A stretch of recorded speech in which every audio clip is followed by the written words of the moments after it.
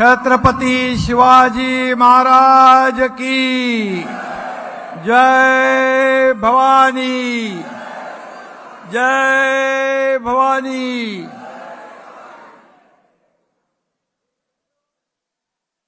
हिंदू हृदय सम्राट बाळासाहेब ठाकरे यांचा, धर्मवीर आनंद दिघे साहेबांचा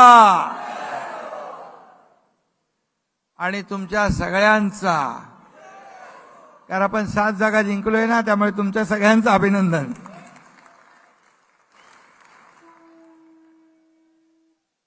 आणि व्यासपीठावर उपस्थित सर्व नेते, रामदासबाई आहेत, गजाभाऊ आहेत, आनंदराव आहेत, सर्व मंत्री, केंद्रीय मंत्री प्रतापराव जाधव, आपलं देखील मनापासून अभिनंदन करतो। 7 खासदारांचं अभिनंदन आणि स्वागत आपण केले। सर्व खासदार, आमदार, आपले सर्व नेते, उपनेते, जिल्ह्याचे प्रमुख, व्यासपीठावरील सर्व सन्माननीय मान्यवर, उपसभापती आपल्या नीलमताई आहेत, महिला आघाडी आणि हे संपूर्ण सभागृह खचाखच भरलंय, कुठे मुंगी शिरायला जागा नाही। हा भगवा सागर इथे आपल्याला पाहायला मिळतोय। आणि जमलेले सर्व शिवसैनिक बांधव, भगिनी, माता आणि पत्रकार मित्रांनो,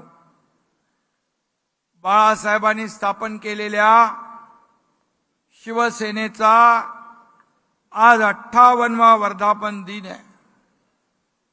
मराठी माणसाच्या न्याय हक्कासाठी शिवसेना प्रमुखांनी खऱ्या अर्थाने शिवसेना सुरू केली, स्थापन केली, त्याचा 58वा वाढदिवस। खरं म्हणजे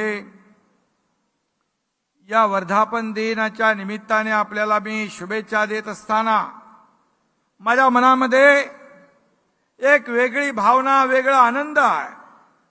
कारण खऱ्या अर्थाने 1966 साली आज शिवसेना त्या काळी बाळासाहेबांनी स्थापन केली आणि खऱ्या अर्थाने मग मराठी माणूस, त्याला न्याय हक्क, त्याला नोकऱ्या, हे सगळं करत असताना शिवसेनेची व्यापक भूमिका वाढत गेली। शिवसेना पूर्ण देशभरामध्ये आपली एका हिंदुत्वाचा पुरस्कार आणि गौरव करणारी संघटना म्हणून लोकप्रिय झाली। आणि आज शिवसेना वर्धापन दिन आहे। शिवसेना वाढली ठाण्यात, शिवसेना वाढली कोकणात, शिवसेना वाढली संभाजीनगरमध्ये, शिवसेना वाढली महाराष्ट्रामध्ये। आणि हे सर्व शिवसेनेचे बालेकिल्ले आहेत। आणि आपण हे बालेकिल्ले आज अबाधित राखले। कोणी म्हणाला ठाणे पडेल, कल्याण पडेल, महाराष्ट्रामध्ये आज आपण पाहिलं ठाणे, कल्याण 2-2 लाखापेक्षा जास्तीच्या मताधिक्याने आपण जिंकलं।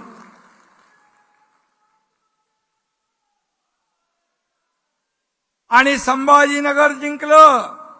भुमरे इकडे आहेत। कोकणामध्ये एकही जागा उभाटाला मिळू शकली नाही। आणि म्हणून आपण हा विजय घासून पुसून नाही, तर ठासून विजय मिळवलेला आहे, ठासून। शिवसेनेचा परंपरागत मतदार आज आपल्या सोबत आहे, धनुष्यबाणासोबत आहे आणि शिवसेनेच्या हक्काच्या मतदारांनी आपल्या शिवसेनेवर विश्वास ठेवलाय. आणि म्हणून मी तमाम शिवसैनिकांचं आणि शिवसेनेवर भरभरून प्रेम करणाऱ्या मतदारांचं मनापासून अभिनंदन करतो, मनापासून त्यांना धन्यवाद देतो आणि त्यांच्या समोर मी नम्रपणे नतमस्तक होतो. आज काँग्रेसच्या दावणीला बांधलेली शिवसेना सोडवण्यासाठी, बाळासाहेबांचे विचार जपण्यासाठी 2 वर्षापूर्वी आपण उठाव केला. मगाशी आपल्या वाघमारे ताईंनी सांगितलं, मी सगळ्यांची भाषणं ऐकत होतो येताना गाडीमध्ये. वंशे साहेब कुठे आहेत?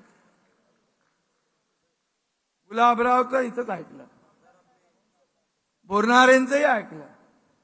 आणि म्हणून 2 वर्षापूर्वी जे आपण उठाव केला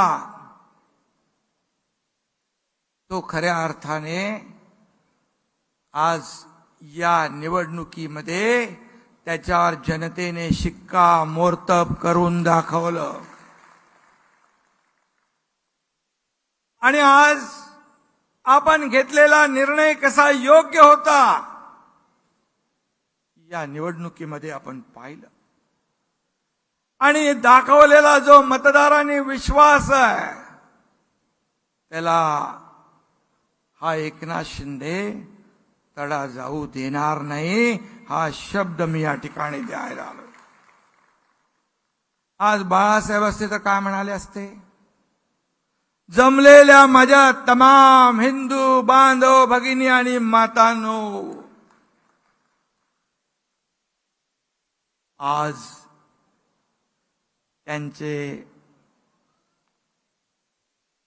त्यांचा वारसा सांगणारे त्यांना हिंदू म्हणून घेण्याची लाज वाटू लागली आहे. हिंदुत्वाची ॲलर्जी आलेली आहे. शिवतीर्थावर भाषण करताना देखील सगळी इंडिया अलायन्स होती, पण तमाम हिंदू बांधव भगिनी म्हणाले नाही. परंतु आज पण शिवसेनेच्या मेळाव्यामध्ये, वर्धापन दिनामध्ये तमाम हिंदू बांधव भगिनी मातानं बोलण्याचं धाडस त्यांनी केलं नाही.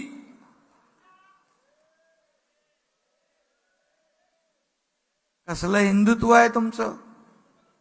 कुठं गेलं हिंदुत्व? अरे बाळासाहेबांचं नाव घेण्याचा अधिकार देखील तुम्हाला राहिलेला नाही. बाळासाहेबांचा फोटो लावून तुम्हाला मत मागण्याचा देखील नैतिक अधिकार राहिलेला नाही.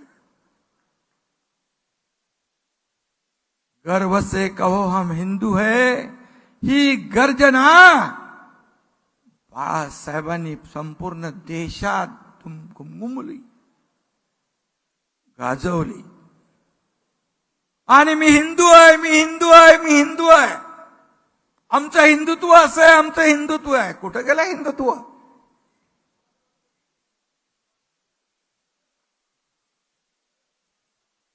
आणि म्हणून धनुष्यबाण पेलण्याची हिम्मत आणि ताकद मनगटात लागते. ते मनगट आपलं शिवसेनेचं आहे. आणि म्हणून धनुष्यबाणाला मतदान लोकांनी केलं.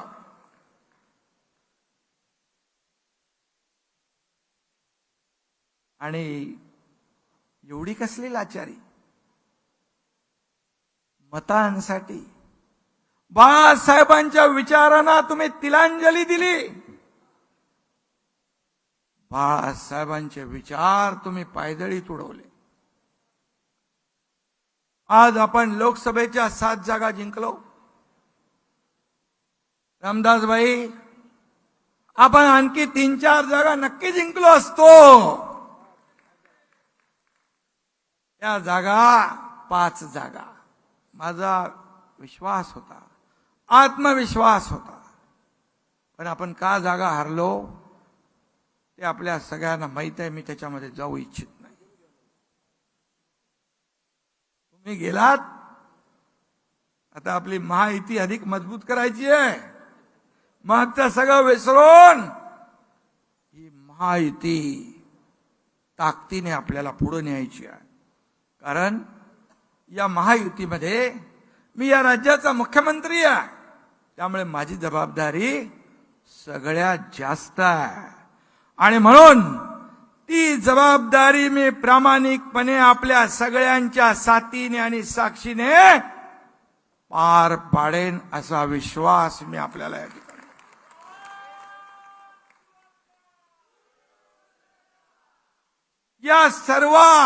या सर्व वावटळीमध्ये, या एकंदर राजकीय परिस्थितीमध्ये शिवसेनेचा मूळ जो आधार आहे, जो मतदार आहे, तो शिफ्ट झाला नाही. तो दुसरीकडे गेला नाही. तो आपल्याकडे वळला, धनुष्य बाणाकडे वळला. याचं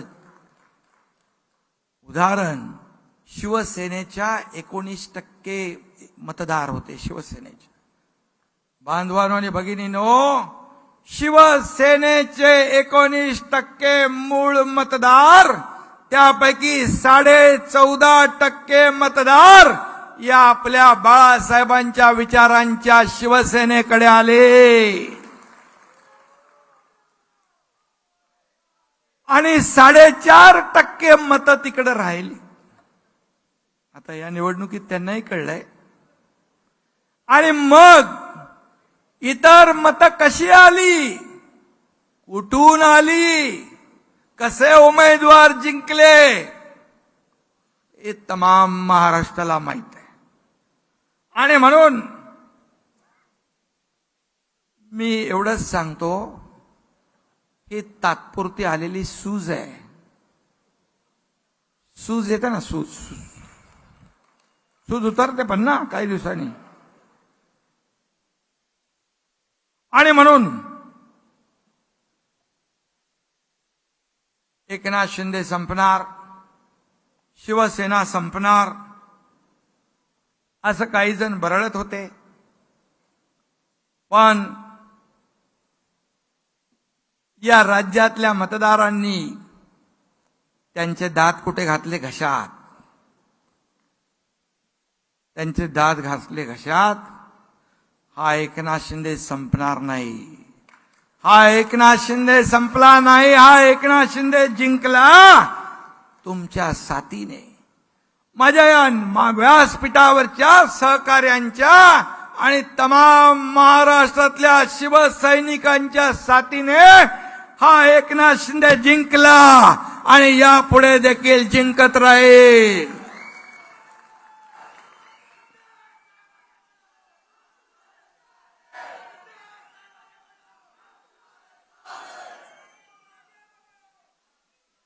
अरे हा एकनाथ शिंदे बाळासाहेबांचा सच्चा कार्यकर्ता आहे.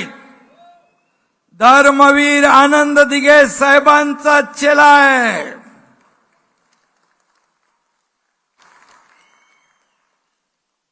आणि तुमचं आणि या महाराष्ट्रातल्या जनतेचं प्रेम माझ्यावर आहे.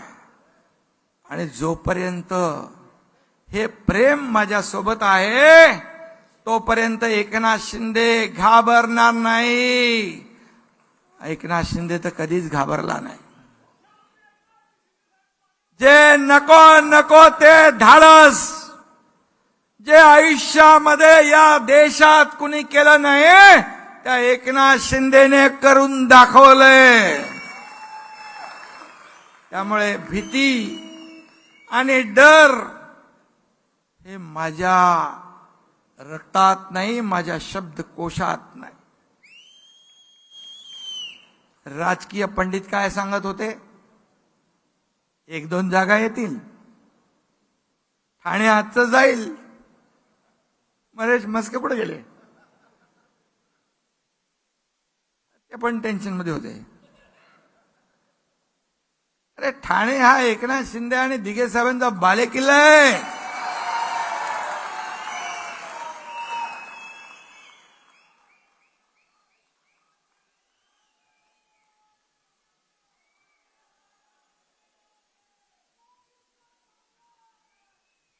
अरे बाबा, असं नाही करायचं. आता आणि म्हणून ठाणे कल्याणमध्ये तर मी गेलोच नाही. एकदा फक्त गेलो. अरे बाबा, मला एकदा येऊ दे. श्रीकांत म्हणतो तुम्ही बाकी सगळ्या मतदारसंघात फिरा, इकडे मी बघतो.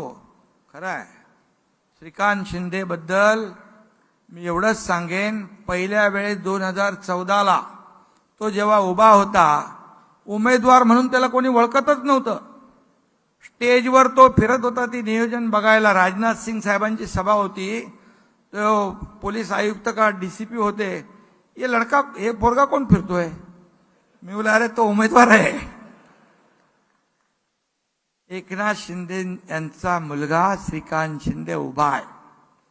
असं 2014ला त्याचा प्रचार झाला. पण 2014 नंतर 5 वर्षात आणि पुढच्या आणखी 5 वर्षात श्रीकांत शिंदे यांनी त्यांची कामाच्या जोरावर ओळख निर्माण केली.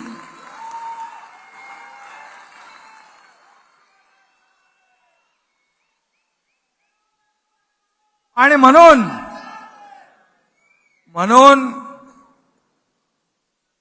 मी तिकडे जास्त वेळ न देता देखील त्यांनी चांगलं मताधिक्य घेतलं. अरे 4 लाखापर्यंत गेला होता, पण एक पेटी आली, त्याचा लीड 1.5 लाखाने खास कमी झाला.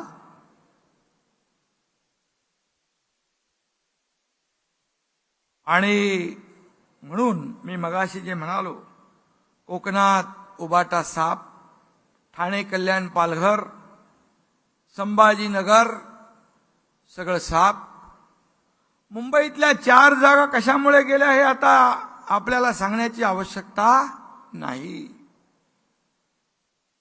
आपण 13 जागा समोरासमोर लढलो, उभाटा आणि आपण त्यातल्या 7 जागा जिंकल्या. त्यांचा उभाटाचा स्ट्राईक रेट आहे 42%, आपला स्ट्राईक रेट आहे 47%. त्यांना 13 जागांवर 60 लाख मतं मिळाली, आपल्याला 62 लाख मतं मिळाली. आपल्या 15 उमेदवारांना 74 लाख मतं मिळाली. म्हणजे प्रत्येकाला सरासरी रामदासभाई 4,93,000 मतं. आणि त्यांच्या 21 उमेदवारांना किती मिळाली? आपल्याला 4,93,000, त्यांना 4,50,000. म्हणजे आपण सगळीकडे त्यांच्यापेक्षा सरस कोण आहे? खरी शिवसेना, बाळासाहेबांची शिवसेना, धनुष्यबाणाची शिवसेना आणि तुमच्या सर्वांची शिवसेना सरस ठरली.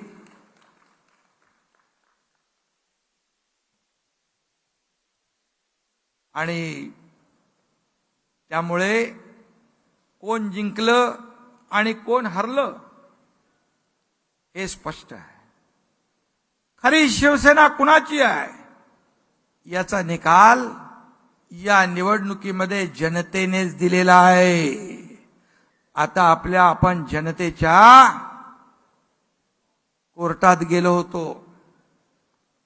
तुम्हाला मी आठवण करून देतो, यापूर्वी झालेल्या ग्रामपंचायतीच्या निवडणुकीमध्ये आपल्याला लोकांनी ट्रेलर दाखवला होता, सगळ्यात जास्त जागा महायुतीच्या निवडून आल्या आणि आपल्या जागा शिवसेनेच्या 2200 आल्या होते, सरपंच 2200. आणि उभाटा तेव्हा किती नंबरला गेला ते माहीतच नाही पडलं. 5व्या का 6व्या? 7व्या. तुम्ही अजून एक नंबर पुढे. त्यामुळे आता खरी शिवसेना, आणि दुसरं मी सांगत नाही कोण आहे हे सांगण्याची आवश्यकता नाही. आणि म्हणून वर्धापन दिन साजरा करण्याचा अधिकार हा तुमचा आणि आमचाच आहे. आता त्यांना दुसरं काहीतरी नाव ठेवायला पाहिजे. काय उभाटा आहे वाटतं, उठा बसा संघटना. काँग्रेस 328 जागा लढवून फक्त 99 जागा जिंकले. काटावर पण पास नाही झाले. पण एवढा उन्माद, जसं काय देशामध्ये काँग्रेसचं सरकार आलं, इंडिया अलायन्सचं सरकार आलं, इथे 12 जागांवर हरलेली उभाटा जीत का जश्न मना रही है. आता हीच लावायला लागेल ना भाषा. जीत का जश्न मना रही है, गिरे तो भी टांग ऊपर, ही म्हण लागू होते ना.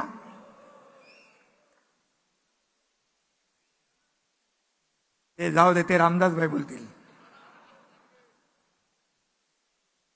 दूधखुळ पोरगही सांगेल, उभाटा काँग्रेसच्या वोट बँकेमुळे जिंकलेली आहे. आणि त्या वोट बँकेने त्यांना तारलंय. अरे 21-22 जागा लढून 9 जागा आल्या. आणि म्हणून सत्तेसाठी विचार, बाळासाहेबांचे विचार सोडणारे, त्यांना काय म्हणायचं, विचार सोडणारे हे लाचार. आणि काँग्रेसला गाडण्याची भाषा नेहमी बाळासाहेब करायचे.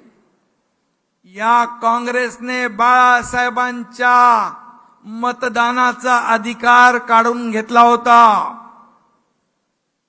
त्याच काँग्रेसला मतदान करताना उभाटाचे हात थरथरले कसे नाहीत. ज्या बाळासाहेबांचा मतदानाचा अधिकार काढून घेतला त्या काँग्रेसला मी मतदान करणार हे अभिमानाने सांगणारे बाळासाहेबांचे विचारांचे वारस कसे होऊ शकतात. आणि म्हणून बाळासाहेबांच्या आत्म्याला किती वेदना होत असतील. आणि म्हणून आणखी काय बोलायचं त्यांच्याबद्दल. दक्षिण मुंबईमध्ये यामिनीताईंचा पराभव झाला. भायखळा, मुंबादेवी या ठिकाणच्या मतदानाची आकडेवारी मी तुम्हाला मुद्दाम इथं सांगतोय. Polling station number 25 Mohammad Umar road, आपल्याला किती मतं मिळाली? 4. त्यांना किती मिळाली? 542. बूथ नंबर 202 मिर्झा गालिब मार्ग, त्यांना मिळाली 797. आपल्याला किती मिळाली? 5. इथल्या 33 पोलिंग स्टेशनवर आपल्याला फक्त 187 मतं, त्यांना 17,816 मतं. मुंबादेवीची हीच परिस्थिती आहे. सिंगल डिजिट मध्ये आपल्याला मतदान आणि त्यांना आपल्याला 241, त्यांना 20,045. आता तुम्हाला कळलं कशाच्या जीवावर ते जिंकले, कुणाच्या मतांवर जिंकले. आणि राहुल शेवाळ्यांचं पण असंच आहे. राहुल शेवाळे 2-3 मतदारसंघात पुढे आले आणि गोवंडी आणि ट्रॉम्बे,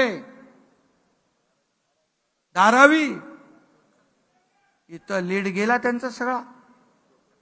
ते एवढी अणुशक्ती नगर, मी त्यांना विचारत होतो काय परिस्थिती, बोले काय प्रॉब्लेम नाही, सगळं ठीक आहे. त्यांनाही माहित नव्हतं की काय चाललंय आतून. 1% मत आपल्याला आणि 99% मत त्यांना. हे कसलं आणि कुठलं मतदान, कुठल्याही मतांची टक्केवारी. इथे कुठला मोबाईल फोन लावून ईव्हीएम हॅक केलं होतं त्यांनी, सांगा बरं. 99% मत तुम्हाला. ही लोकशाही कुठली? मग आम्ही घ्यायचं का ईव्हीएम वर संशय? तुम्ही कुठला ओटीपी टाकून ईव्हीएम हॅक केला होता ते? तुम्ही जिंकला म्हणजे ईव्हीएम चांगलं, तुम्ही हरला म्हणजे ईव्हीएम वाईट. अरे ईव्हीएम हॅक करता आला तर वयामिनी त्यानी शेवाळे दोघंही जिंकले असते ना. आपल्या रवींद्र वायकर यांचा विजय त्यांच्या फार जिवारी लागलेला आहे. बघा,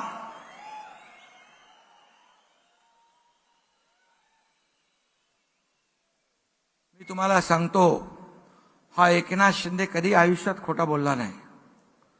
जिंकलो तर जिंकलो, हरलो तर हरलो.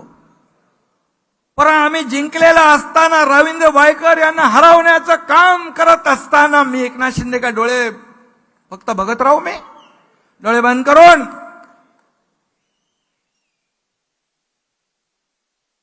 मग ते कुठलं मोबाईल, कोणाचा मोबाईल, तिथं मोबाईल बरेच असतात, तिथं फोनवर बोलल्यावर मोबाईलने हॅक केला. अरे जिकडे तुम्ही जिंकले तिकडे चांगली आहे ईव्हीएम.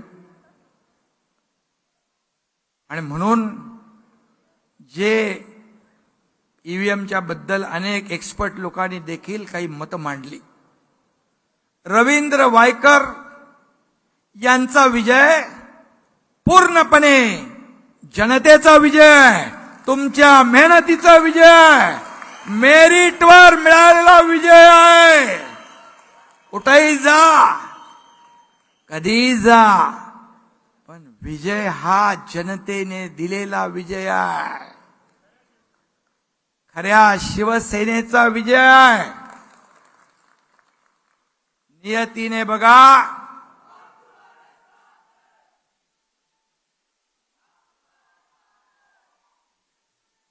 त्यांचे पण माझ्याबद्दल काही वेगळी मतं होती, मलाही त्यांच्याबद्दल काही वेगळी मतं होती. पण हे कोण करत होतं? पक्षाचे प्रमुख. कोण? पण त्यांना कळलं की अरे हा माणसाला भेटल्यानंतर कळलं हा माणूस कुठल्या मनाचा आहे. हा सच्चा माणूस आहे. आणि जिथं आपण एवढे वर्ष होतो त्याची कारस्थानं काय काय झाली, कशी कशी आमच्यामध्ये दुही निर्माण केली हे देखील पाहिजे. आणि म्हणून नियती कुणालाही सोडत नाही, कुणालाही माफ करत नाही. उबाठा अतिशय खोटारडा पक्ष आहे. खोट आणि रडा, सतत खोटं बोलायचं आणि सारखं रडत बसायचं. त्याला काय नाव दिलं पाहिजे? अरे ढोंगी नाही, रडणाऱ्याला कुठला ढोंगी? रडेगट दिला पाहिजे, रडेगट. सारखाच रडीचा डाव. अरे त्याचं नाव नका घेऊ. जिंकलो जिंकलो असा ढोल तुम्ही पिटताय, पण कुणाच्या जीवावर हे तुम्हाला आत्माला माहित आहे. आणि म्हणून अरे माझा लिंक तुटेल मध्ये तुम्ही काय? शिवसेनेचा मतदार तुमच्या बरोबर राहिलाय का याचा विचार करा. मुंबईमध्ये त्यांच्यापेक्षा 2.25 लाख मतं जास्ती आपल्याला मिळाली.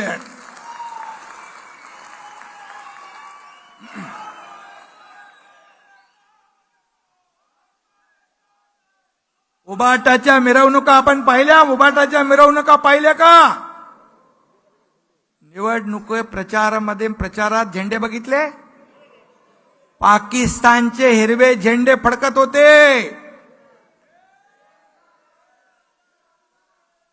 भगव्या झेंड्यावर हिरव्या झेंड्याने वार करत होते. हा व्हिडिओ मी बघितलाय. तुम्ही बघितलाय? बघून घ्या. लाज नाही वाटली? मतांसाठी किती लाचार व्हाल, किती लाचारी पत्कराल. हिंदू धर्माच्या छत्रपती शिवरायांच्या पवित्र भगव्याची एवढी अवहेलना कधी पाहिली होती? याचं उट्ट तुम्ही विधानसभेत काढणार की नाही? यांची जागा तुम्ही दाखवणार की नाही?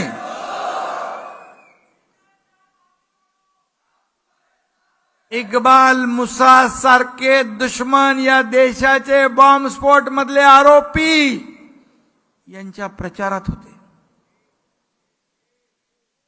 त्याची दुसरी खबर काय होती? कोण तो बॉम्बस्फोटातला आरोपी? याकूब मेमन. त्याचं उदात्तीकरण तुम्ही केलं. त्याचे कार्यकर्ते तुमच्या ऑफिसमध्ये फिरत होते. मतांसाठी पाकिस्तानच्या कसाबला तुम्ही डोक्यावर घेतलं आणि तुम्ही म्हणू लागलात काय आपले ते साळसकर, कामटे आणि ओंबळे, करकरे, एक गोळी, कसाबच्या गोळीने ते शहीद झाले की नाही याच्यावर शंका उत्पन्न करता? अरे ज्या ओंबळेंनी कसाबला AK-47 सकट पकडला, अख्ख्या गोळ्या पोटात घेतल्या, पण कसाबला सोडलं नाही, त्याच्यावर, या शहीदावर तुम्ही प्रश्नचिन्ह निर्माण करताय.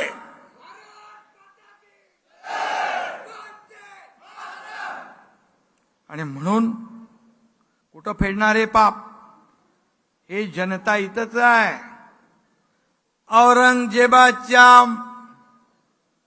औरंगजेबाचे गोडवे गाणाऱ्यांच्या मांडीला मांडी लावून तुम्ही बसताय.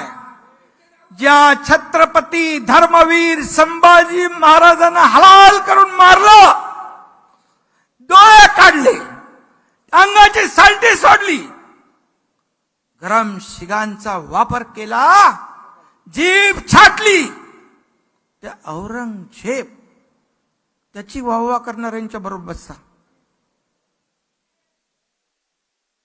लाज वाटत नाही? थोडी जनाची नाही तर मनाची तरी. बाळासाहेबांचा तरी विचार करायचा.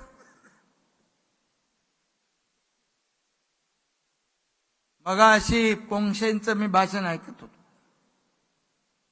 त्यांनी याचा उल्लेख केला. मत मिळवण्यासाठी कुठून फतवे निघाले हे पण सगळ्यांना माहित आहे.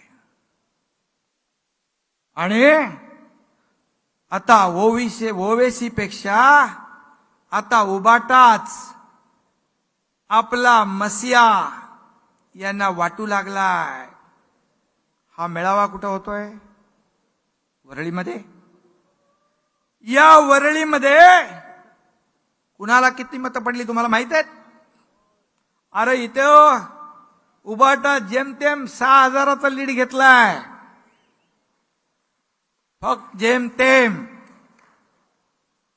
काही म्हणत होते इथे आम्ही 50,000चा लीड देणार. कुठं गेले राजीनामे देणारे? इथून लढतो, तिथून लढतो, ह्याला पाडतो, त्याला पाडतो. आता कसे जिंकणार? श्रीकांत शिंदे तर सोडा, नरेश म्हस्के म्हणाले मी महापालिकेत उभा राहतो, माझ्या समोर होते, म्हणजे खासदार व्हायच्या आधी. आता कसे जिंकणार? तुम्हाला भेंडी बाजार सारखा मतदारसंघ शोधावा लागेल.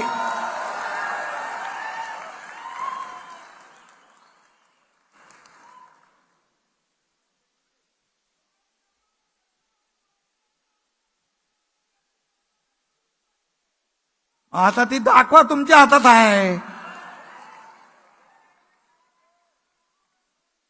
मतदारसंघात नाही पत, आणि माझं नाव गणपत. अशी अवस्था झाली आहे. आणि त्यामुळे बाळासाहेब म्हणायचे, हिंदूच हिंदूंचे शत्रू ठरतात. यापुढे हे होणार नाही याची काळजी घेणार की नाही आपण? यापुढे असं घडणार नाही याची काळजी घेण्याची आवश्यकता आहे. आणि हे मुंबईला आणि या देशाला देखील न परवडणार आहे. आणि म्हणून वेळी सावध व्हा. अल्पसंख्याक समाजाच्या विरोधामध्ये बाळासाहेब कधीच नव्हते. आम्ही नव्हतो.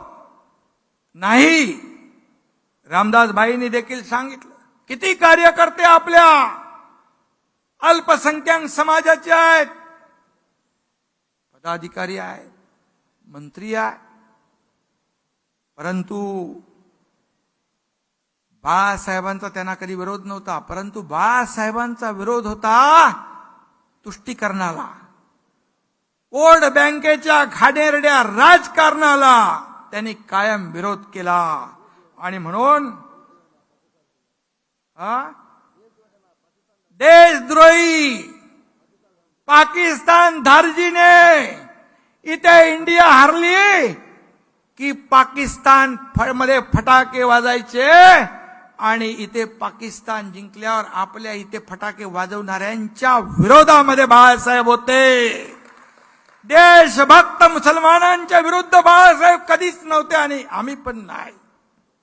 परंतु मतांचं घाणेरडं राजकारण कुठल्या थराला जाऊ शकतं हे या निवडणुकीत आपण पाहिलंय. आणि म्हणून वोट बँकेसाठी बाळासाहेबांच्या विचारांचा घोट घेणारे अवला आज आपण पाहिली. उबाटाई चायनीज छत्रीसारखी आहे, तिची काहीच गॅरंटी नाही. आज इधर कल उधर तो परसों और किधर इधर.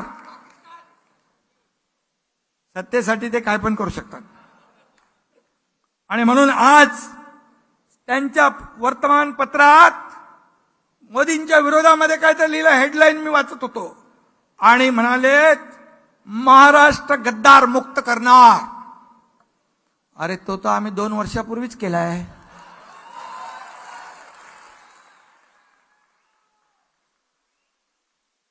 दोन वर्षापूर्वीच केला ना.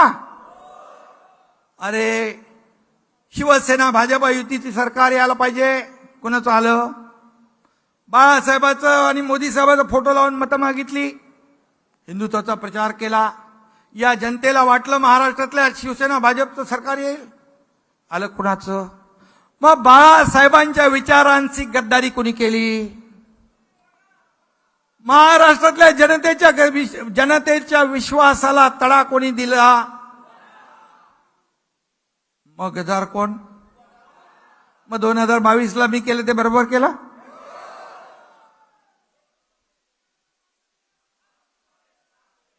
आणि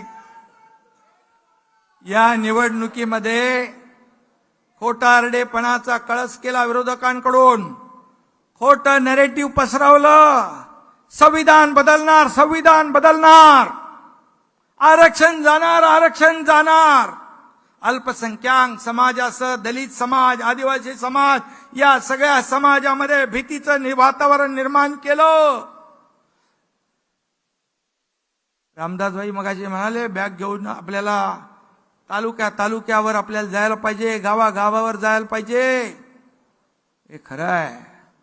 ही जी मंडळी आहे त्यांनी असा खोटा नरेटिव्ह पसरवण्यासाठी गावागावात गेले, सगळ्यांच्या डोक्यात घुसवलं. मोदी आले तर संविधान गेलं, संविधान गेलं तर आरक्षण गेलं. आणि म्हणून लोकांची सेवा करताना तो चांगला दिसतो, हे लक्षात ठेवा. नाही तर वर्क फ्रॉम होम नको, आपल्याला होम टू होम जायचंय. आणि म्हणून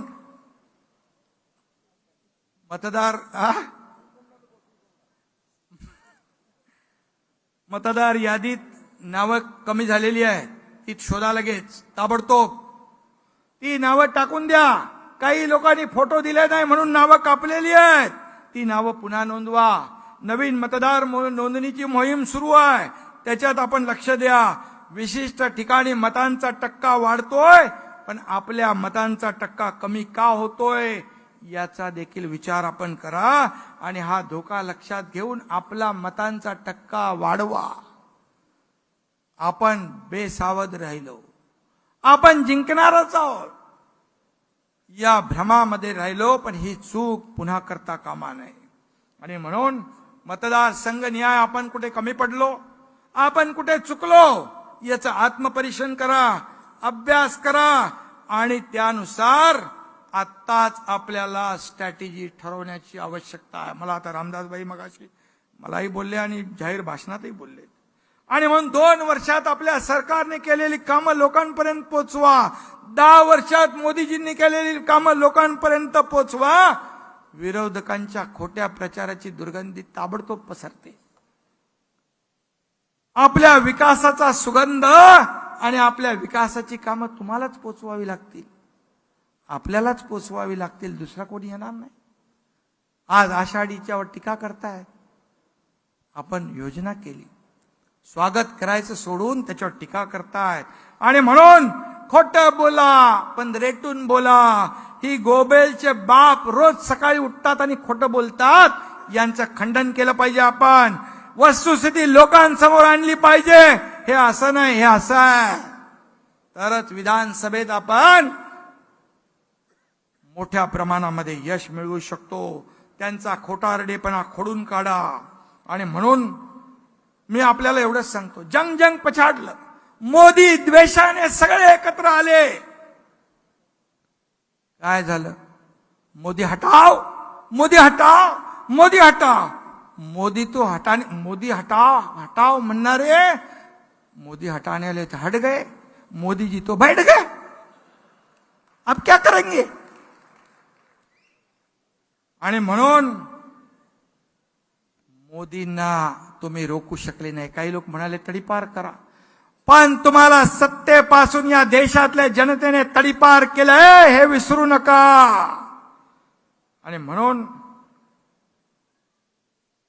हे डबल इंजिनचं सरकार आहे. 2 वर्षात डबल इंजिन सरकारने काम केले. आता केंद्रात एनडीएचं सरकार आहे आणि राज्यामध्ये देखील आपलं महायुतीचं सरकार आल्याशिवाय राहणार नाही. काळ्या दगडावरची भगवी रेघ आहे. पुढच्या 5 वर्षात या विकासाला बुलेटचं इंजिन लागल्याशिवाय राहणार नाही. या वेगाने आपण काम करू. आणि म्हणून